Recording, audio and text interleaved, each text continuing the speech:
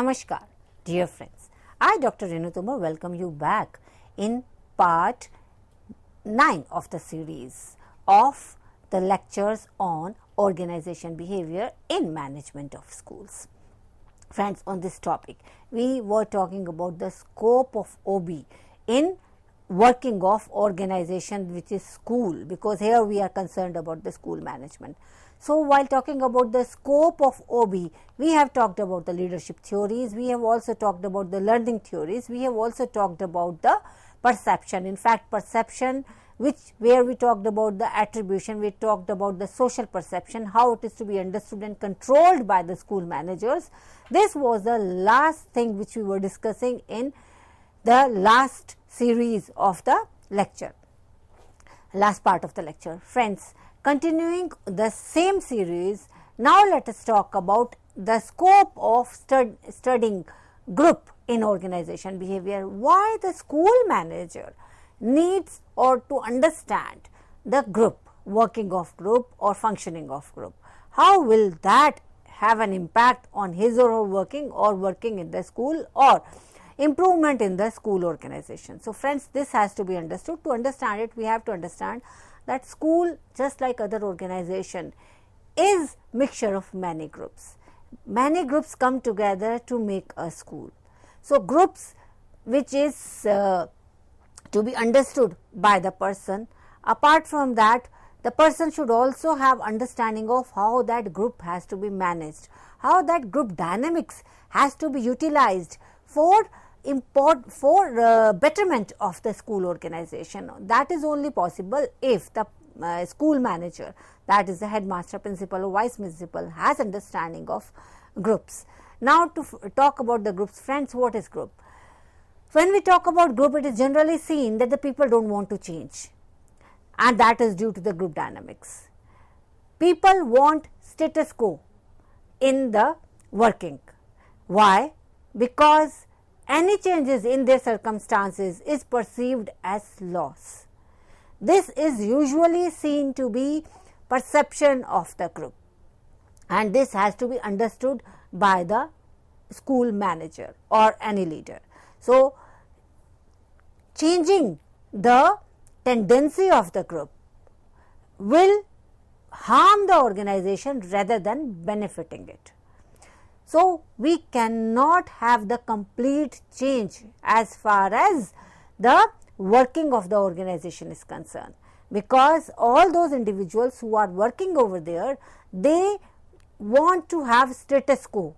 They are biased towards the status quo, and any kind of a change is perceived by the individuals as well as group as loss. So, this has to be dealt very safely as well as very appropriately. Another important thing which we have to understand when we talk about the group is in-group bias. That means in the group there would be certain group members who would be seen as positive. That means if there are two groups, or suppose there is a leader and there are groups, and a leader states that the certain member in that group has done something wrong, it will be usually perceived by the other members as not a sane decision of the group, of the leader. So, a leader or a manager has to play very safe as far as action of some group member is concerned, because the perception of the member of the group shall be different from the perception of the people who are viewing the group from the outside. This has to be understood. There is an element of standing for the members of the group. So, in-group bias is something which exists. Another important aspect which has to be understood from the perspective of group dynamics is stereotyping. What does stereotyping mean? Stereotyping means attributing traits to the people based upon certain traits of the group they are perceived to belong to. This is usually seen that if an individual belongs to certain group which is very fashion conscious or is very much interested in making style statements, then that individual will also be rated as interested in making fashion statements. So, and even if that person is more intelligent than concerned about one's own the looks, then also it will be difficult for those outsiders to accept that, because stereotyping is something which exists in the perception of all the individuals who are viewing every person as part of that particular group, which is perceived as making fashion statements or more interested in styling than in the other work. So, stereotyping is also something which has to be understood, and it is most difficult to break. Another important component when we talk about group is ensemble coding. What does ensemble coding means? Ensemble perception or summary representation is ability to see the average or variance of the group of objects. There is an extensive amount of information available to the visual system, but what the individual will do is, the individual will see only the representation part, the summary part, and that ability provides the variance of the group of objects. That ability provides the perception, also decides the perception of the individual. So, ensemble coding is very important from the perspective of the fact that when an individual views a group, then the individual views the group as representation of certain summary or ensemble perception, which we call it ensemble perception. When we talk about interaction, there are certain things which should be known to the manager or a leader. One is halo effect. What does halo effect means? Halo effect means tendency for the observed overall impression of an individual to affect the observer's feelings and thoughts about their attributes or traits of the individual. Let me read it again. Tendency for the observed overall impression of an individual to affect the observer's feeling and thoughts about their attributes or traits of the individual. Now, how the halo effect is generally generated?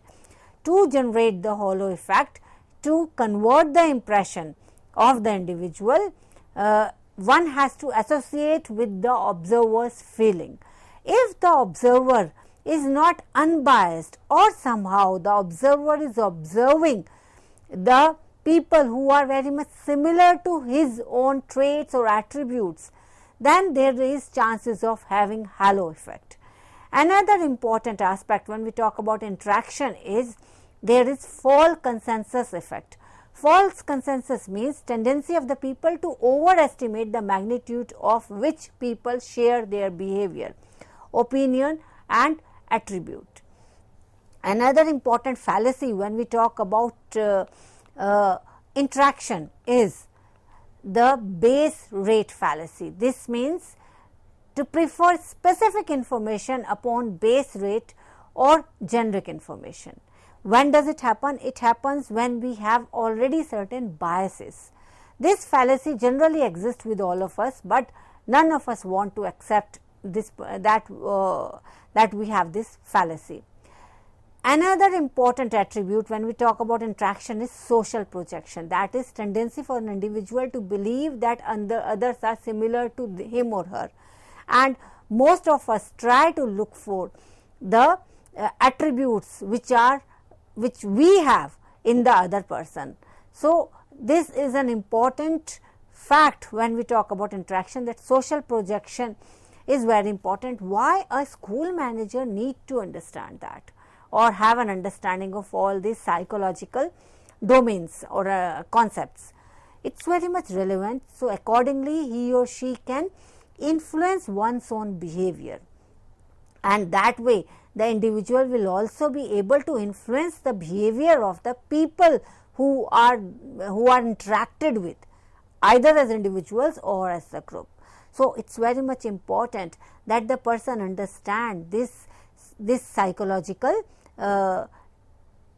readings, and these observations or readings, or we can say these concepts have been received by psychologists after having lot of research. They are findings of researches, the researches which have been done in the scientific mode. So they are very much reliable, but school manager should have the understanding of them, so that accordingly the individual can mold one's own behavior to mold the behavior of the group or his or her subordinates or his or her colleagues. Another important projection which is defense mechanism is psychological projection. It is a defense mechanism usually people unconsciously use to grapple with challenging feelings or emotions by attributing them to others. This is nothing but the blame shifting, and this is done by the people who are more interested in shifting the blame rather than providing the best answers to the problems. Another important bias is actor observer bias. That means the actor, the person who is in that situation, he or she will read the situation differently, which will be different from the observers who would be reading that particular situation. So those observing have the tendency to place the blame on the actors, while the actors will be putting the blame on the situation rather than putting the blame on themselves. So actor observer bias is also observed by in the interaction procedures. Now, to come down to another element of scope of organization behavior which should be known to educational manager in the school management, particularly design and development of effective organization. What does design or development of effective organization?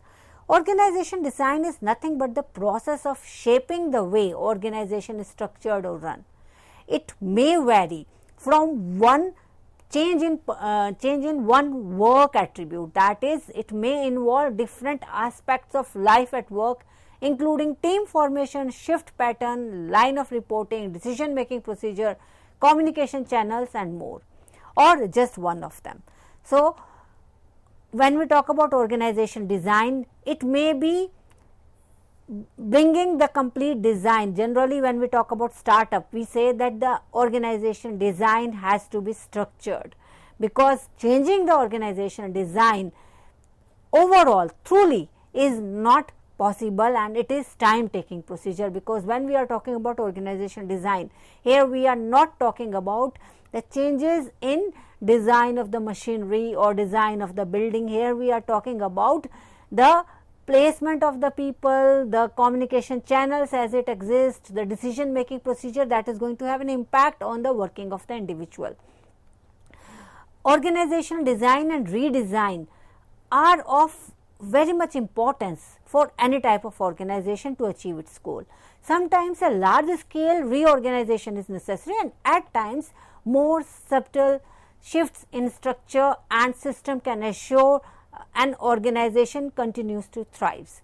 So it depends upon the kind of expectation which the leader, the manager has from the organization, the objectives which are there attached to the organization. If they are completely changing, then we need to change the reorganization. For example, when the computer came, the result of computer coming was that every organization was completely reorganized, because the working, the decision making, the reporting, or even the team formations previously were being decided by working in the through writing or working through typing.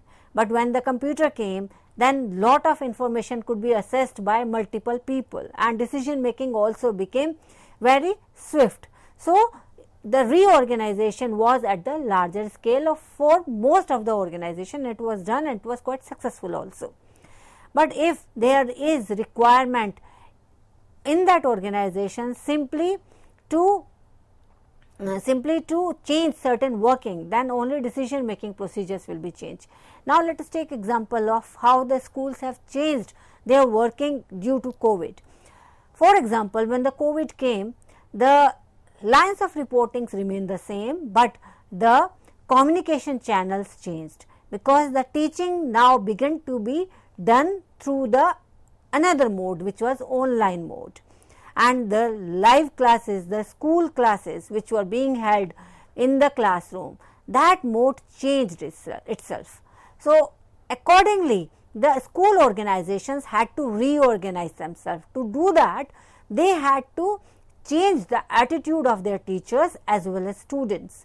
Students had to be taught how to learn through online mode without losing the information, without losing the learning. Similarly, teachers had to be given training as to become effective in online teaching as they were effective in offline teaching, or we can say classroom teaching. So, reorganization may be due to the fact that there has been certain changes in the situation which is external. For example, now again when we are talking about COVID, this was not the changes which was done in the organization or the how the redesigning in the working of that organization, that was done not because of any requirement in the school or any change in the school scenario, but it was required because of the external situation which required that school had to undergo the complete change. So, organization design is done for it to operate efficiently and effectively, and its structure and systems are needed to align with its core strategies. Now, again to go back to the example which I had taken, that is the working of the redesign of school working due to COVID. We saw that even the structures changed. How the structures changed? Structure changed. Now, the teachers were teaching from the home, and they were also giving home tasks. Even the examinations, the assessment was being done online, and that required the core strategies also to be changed, and the result was that certain school organization moved to open book test. They increased the difficulty level of the assessment, so that the students learn how to do research, and systems were also accordingly changed. The teachers also needed to work differently, so that they could tune in the students to become researchers, to be in tune with the open book examination.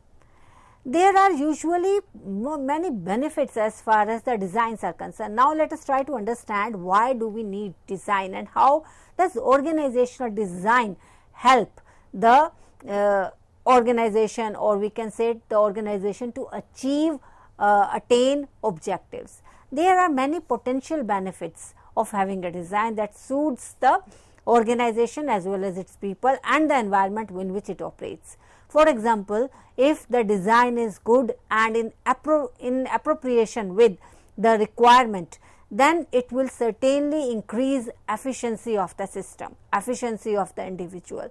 There would be faster and more efficient decisions, and there would be improvement as far as the quality of services or goods are concerned.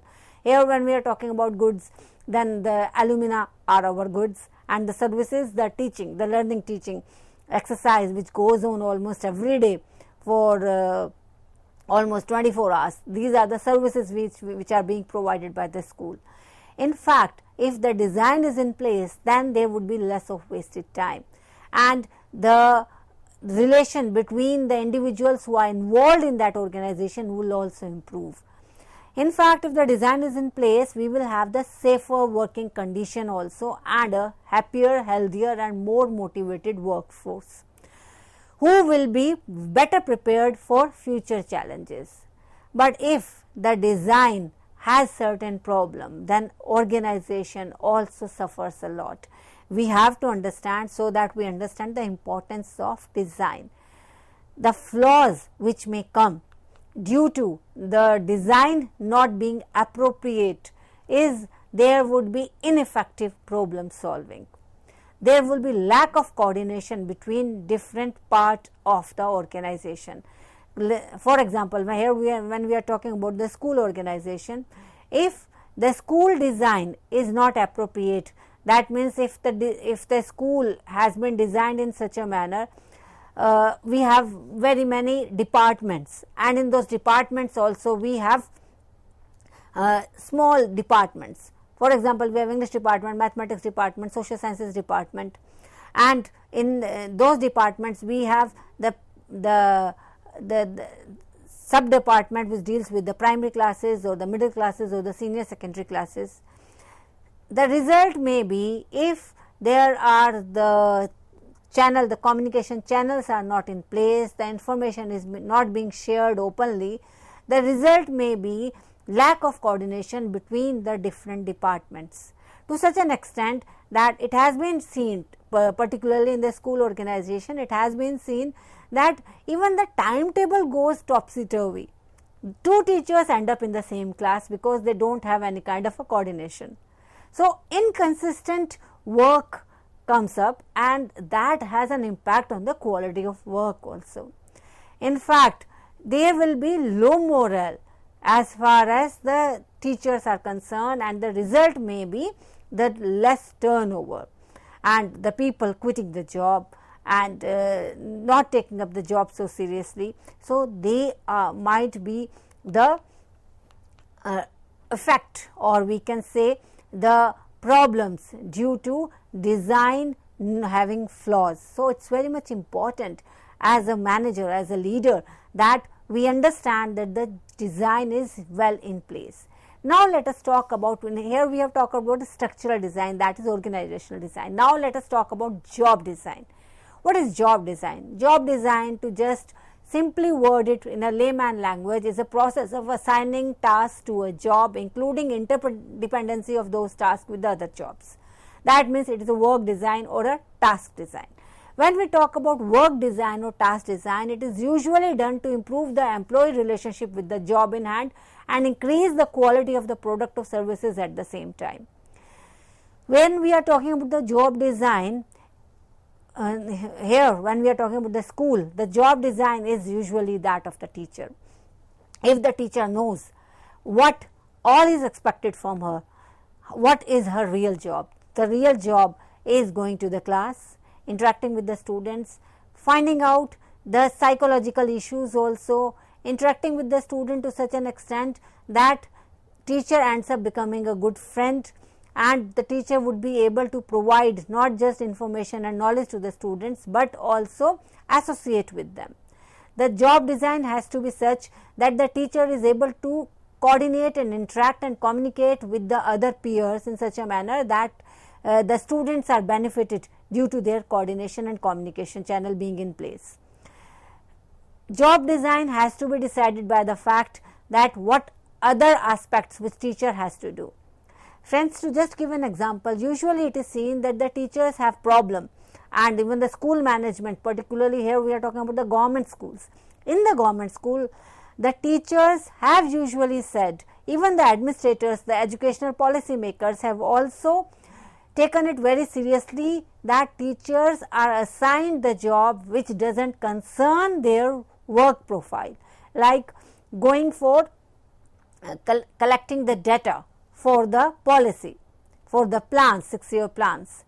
The result is that that work is not of their interest, neither of any importance, it does not even provide any kind of a learning to them, and result is that their work suffers. So, it is very much important that the job is to be designed in such a manner that standard of the work and employee ethics are not impacted. When we talk about job designing, we have to talk about job characteristics also. Job characteristics which has to be linked with the motivational properties of the job, because any specific personal or the organizational reaction would be seen based upon the job characteristic model, because we have discussed this previously also. If the job is not interesting, if the job does not give any kind of a challenge to the individual, then naturally the person may not feel interested in the job for very long. However, he might be paid heavily for working in that particular job. Now, let us have a look at the theoretical models of job designs which have been given by different experts, organization may employ those theoretical approach for job designing. The job designing have been given by Taylor, which is, so it is called Taylorism. Then it has also been given by other experts who have talked about the interrelation between social and technical systems. So that is why it is called social technical system approach.